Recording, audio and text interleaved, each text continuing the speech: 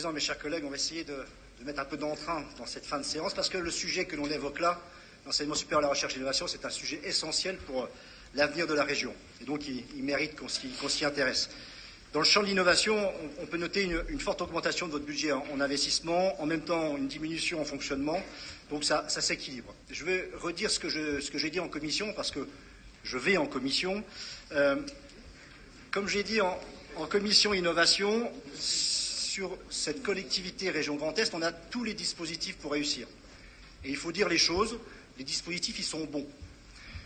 Après, je suis en désaccord avec ce qu'a dit Mme Joron, du manque de stratégie. Non, je ne pense pas.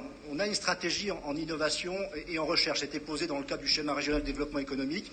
On peut discuter sur le nombre de filières, bien sûr, 3 filières, 4 filières, mais en tout cas, on a une stratégie, on a les idées claires et on a les dispositifs pour faire avancer de l'innovation, soit des primo-innovants, soit de l'innovation collaborative avec des laboratoires de recherche. Donc on a tous les dispositifs. Ce qui manque peut-être, mais je ne veux pas me passer en donneur de leçons parce que c'est difficile, c'est comment mailler ce territoire et aller chercher les projets, aller identifier les projets, aller chercher ce qu'on appelle les primo-innovants. Ça, c'est la grande difficulté. Et donc tout l'enjeu aujourd'hui, c'est de la construction qu'on a à faire autour d'un réseau. On voit bien qu'on a un certain nombre d'organismes autour des incubateurs, des SAD, des pôles de compétitivité, des agences de développement économique. C'est comment on crée cet effet de réseau pour aller justement chercher le projet.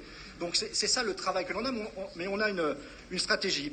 Par contre, je fais le même constat, nous faisons le même constat que le Césaire, et c'est important le Césaire, parce que dans le Césaire, on a des universitaires et des chercheurs, et donc il nous faut remonter les informations, et donc le constat que l'on peut porter, Monsieur le Président, c'est peut-être le manque d'articulation entre l'innovation, la recherche et l'enseignement supérieur. Je crois qu'il faut que l'on arrive à relier tout cela, et c'est pour cela que nous demandons depuis le début de ce mandat de la mise en place du schéma régional d'enseignement supérieur de recherche et d'innovation. Ça va être mis en place maintenant, on a peut-être un peu tardé, mais ce schéma est extrêmement important. Ce n'est pas le SRDE2I, c'est vraiment comment on accompagne financièrement, quels sont les choix que l'on fait en termes de soutien à la recherche et à l'enseignement supérieur.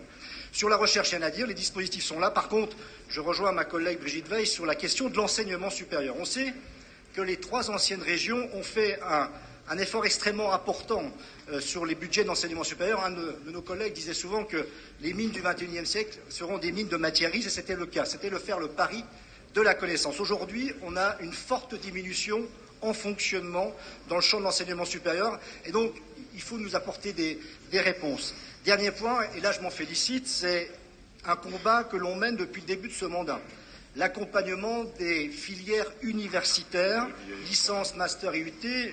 Vous avez jusqu'à présent refusé de m'entendre, Monsieur le Président. Vous avez même repoussé un de mes amendements l'an dernier. J'observe avec plaisir que l'amendement Chosrot est à l'ordre du jour, ou presque. Ou presque.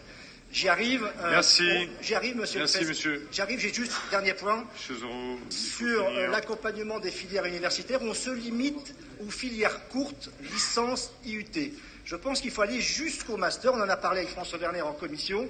Il faut aller jusqu'au master, ne pas se fixer sur la professionnalisation, mais regarder quelles sont les filières pas le débat de la commission. qui accompagnent nos Ne refaisons pas la commission. Je vous remercie. Merci, monsieur.